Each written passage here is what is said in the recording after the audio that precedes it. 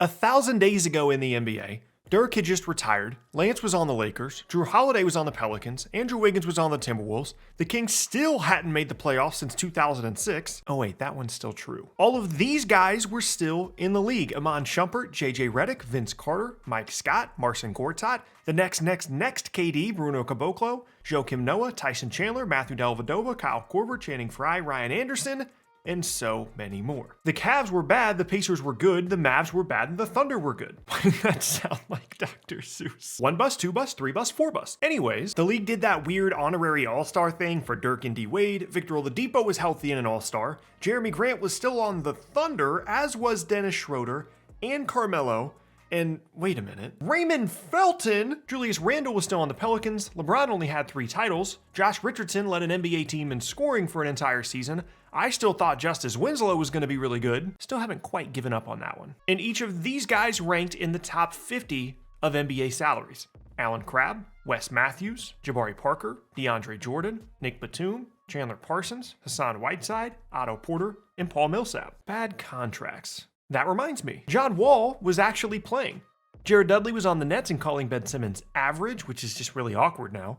The Magic, Pistons, Thunder, Rockets, and Spurs were all playoff teams, and Blake Griffin was good at basketball. Speaking of that, these are your all-NBA teams from 1,000 days ago. Paul George, different team. James Harden, different team twice. Kevin Durant, different team. Kawhi Leonard, different team. Kyrie Irving, different team. Blake Griffin, different player, different team. Russell Westbrook, different team times 3. Kemba Walker, different team times 3. 8 of 15, over half of the all-NBA teams from 1,000 days ago are now on different rosters, and some of them multiple times. This is an exercise to show not only how much has changed over the past 1,000 days in the NBA, but also how it can seem like just yesterday and 10 years ago, all at the same time. For example, this picture and this picture happened at the same time, 1,000 days ago. 1,000 days ago in the NBA was late June 2019. At the time, Giannis had not yet committed to Milwaukee on a long-term Supermax extension. A lot of us were dreaming about the possibility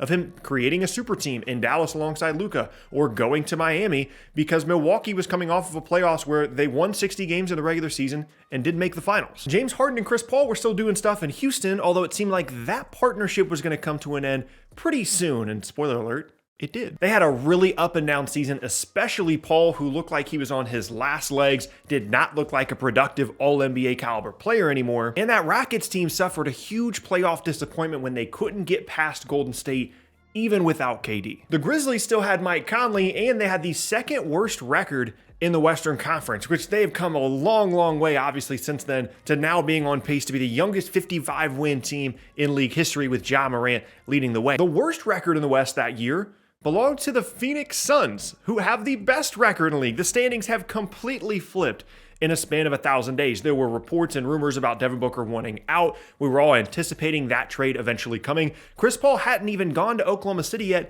done the OKC year, and then gotten traded to Phoenix 1,000 days ago. The Bulls had won just 22 games, which was pretty typical for them in this time period. They had not yet turned the corner at all, and we still thought that Zach LaVine was a big stats, bad team guy. The Lakers, who at the time were a year away from winning a title in the bubble, didn't even make the playoffs in the first year with LeBron. And by the way, there was no play-in game either, because if there was, the Lakers would have been in it. Miami, who they would play in the 2020 finals, also didn't make the playoffs, nor did they have Jimmy Butler yet. And the New York Knicks had won just 17 games, fresh off of a season in which Emmanuel Mudiay was second on the team in scoring. Now, to be more specific, 1,000 days ago, the finals had just wrapped up. It was a great series, Warriors-Raptors. The Raptors win the title, and this is what the finals looked like that year.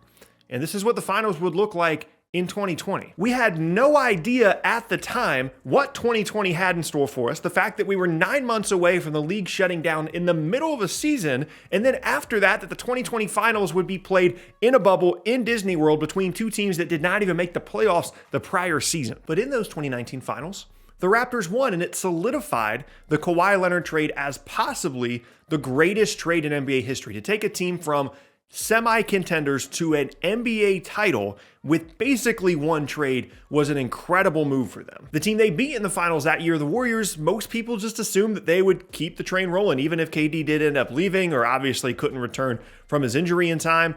Most people thought, well, they've still got Clay, they've still got Curry, they've still got Draymond, they're going to be fine. And that was even with KD and Clay both suffering significant injuries, but as we all know, they had an injury-riddled season the following year and had one of the worst records in the league. Which leads us into an unbelievable offseason. Beginning with the lottery, this was the first year of the new lottery odds where the top three teams, the three teams with the worst records in the league, all had a 14% chance of getting the first overall pick. And ultimately, the New Orleans Pelicans got the first pick in the draft. Them and Memphis, who got the second pick, jumped up a ton in the lottery. The third pick went to the Knicks. Those fans were still dreaming of the possibility of getting Zion, KD, and Kyrie. The Lakers ended up with the fourth spot. They made a huge jump as well, giving them a significant asset that they needed to potentially trade for Anthony Davis. And all the focus was on Zion and Ja and RJ. There was a conversation to be had for some people between if you should take Zion because of the injury issues at one, or if you should take Ja at one.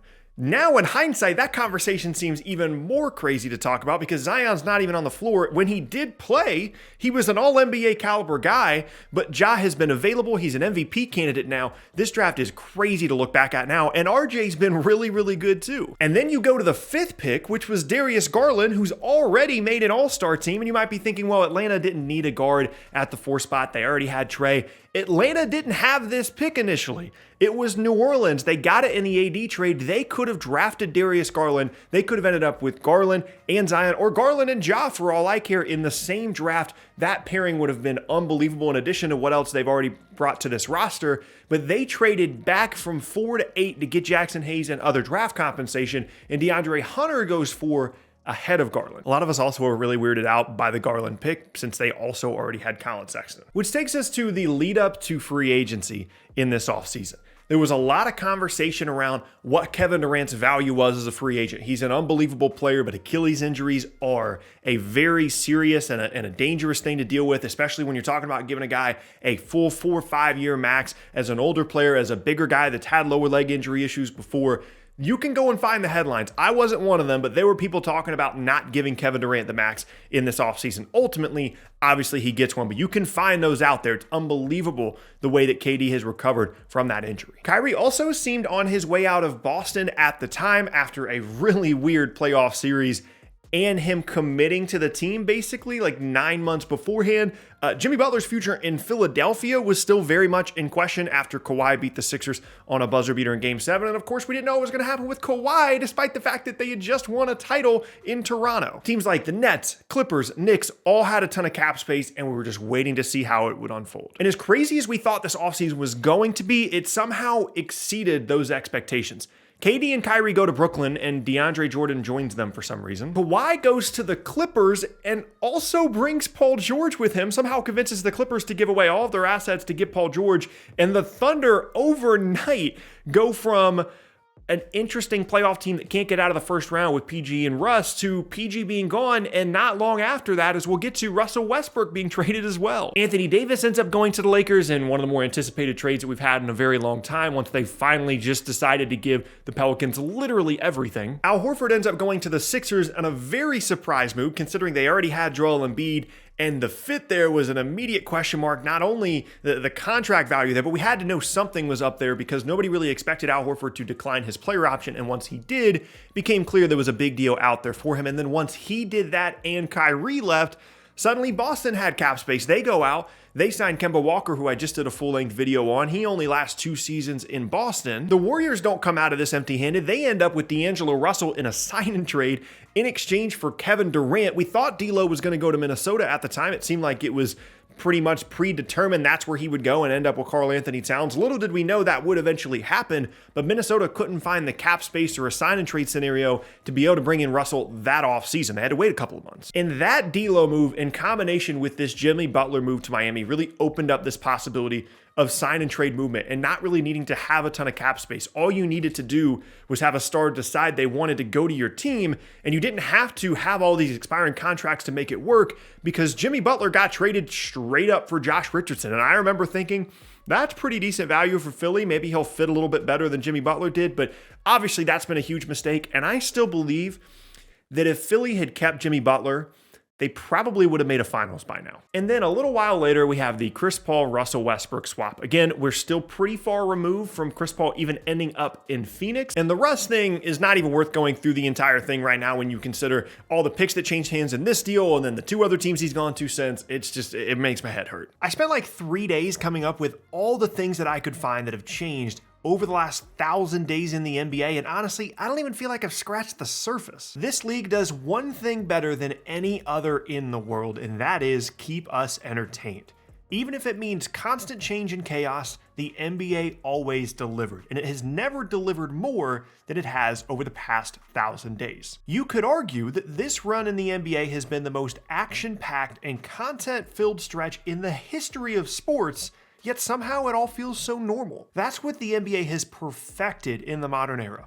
Always have something happening, never cease being dramatic, and keep people locked in 24/7, 365. And I don't know about you guys, but I'm ready to see what the next 1,000 days has in store.